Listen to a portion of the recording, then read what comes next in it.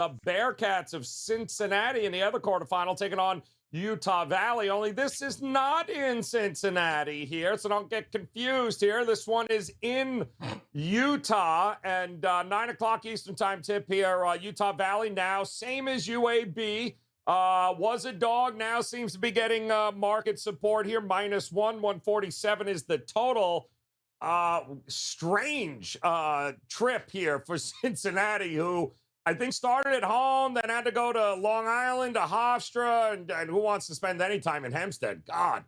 And then leave there and come all the way out here to Utah now. I mean, it's what a 2-week stretch this has been for the Bearcats.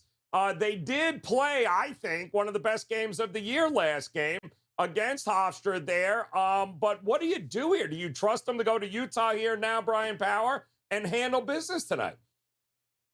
Yeah, just so everyone's clear, Fifth Third Arena in Cincinnati currently undergoing some renovations. That's why the Bearcats can't play at home here. And I wonder how much of the line move, Joe, has to do with people being like, oh, Utah Valley is the home team here. But guys, if you're not familiar with this Utah Valley team, very good. As a matter of fact, number 1 in the country in ATS win percentage. They have covered 23 of their 32 games this season. Oh, I'm not supposed to say that? Am I supposed to say? No. Should I start doing? Would you like me to start signing, Joe? Maybe we can lose. They are 13-1 at home as well. I don't know if you want me to let the people know that, Joe. And this is their first home game of the NIT, so it's their first time to put that 13-1 home record to the test. And I expect a fired up crowd because already in this tournament, the Wolverines have gone to New Mexico. I took them in that game. I couldn't believe how easily they won. They were up by 22 in Albuquerque. I think everyone on the show knows the Pit is not an easy place to go in and win, let alone to be up by 22 on New Mexico. So that was an impressive win. And then they go to Colorado and win outright. So it's going to be a fired up atmosphere tonight. Cincinnati, you bring up the win against Hofstra, Joe. But okay, give them a nod there. But the Bearcats generally not the same team away from home, just 5-6 straight up in true road games. And I was shocked how few impressive wins this team had really this season. Coming into the NIT, they beat Virginia Tech. Virginia Tech's a good team. They beat Hofstra, okay, another good team. But during the regular season, we were talking about conferences earlier, Conference USA. The American, outside of the obvious, Houston and Memphis, was not particularly impressive this year. Utah Valley, guys, has the edge in field goal percentage, rebounding, and free throw shooting. This is a client play for me, Joe. I have taken the Utah Valley Wolverines in tonight's nightcap in the NIT semifinals. Ooh, taking the Wolverines. All right, cat's out of the bag, Merril. Blew it for everyone there, Bryan Power. Yes, now they're going to be running to the window now, taking on Utah Valley, who has been it's the gift that keeps giving this year. We always get one of these teams a year, right? And they fly well under the radar. Nobody has any idea where the hell Utah Valley is or what it is. And yet we continued to cash tickets all year long with them. Quietly, we tried, Merril. But now, Cincinnati. What do you think here, though? It pick 'em game, but there's levels to this. Are you buying Utah Valley to continue cashing tickets here tonight? Joe, they might not know where it is, but I guess most people, no, I'm sorry, they might not know what it is, but they probably know where it is. It's in Utah. But yeah, Utah Valley stayed in the WAC.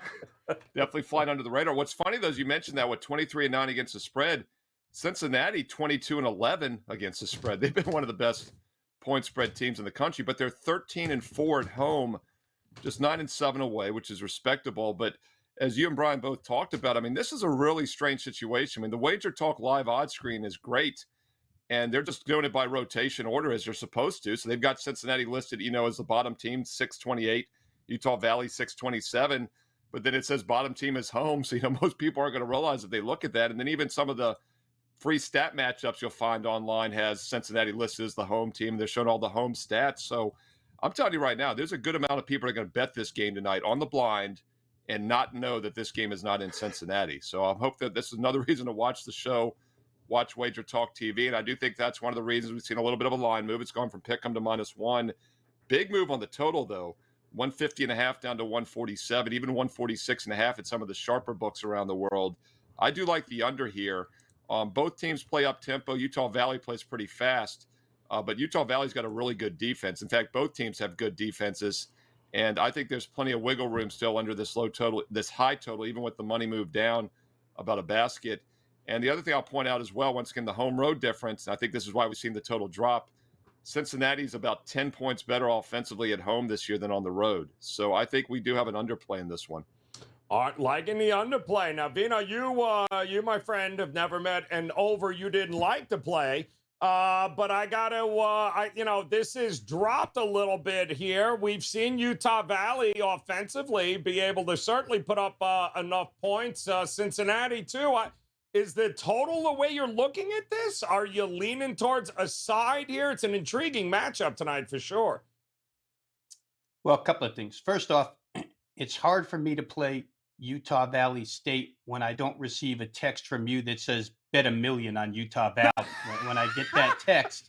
Oh, like last game, you mean? Yes. Yeah, like last game. Correct. $1 million on Utah Valley.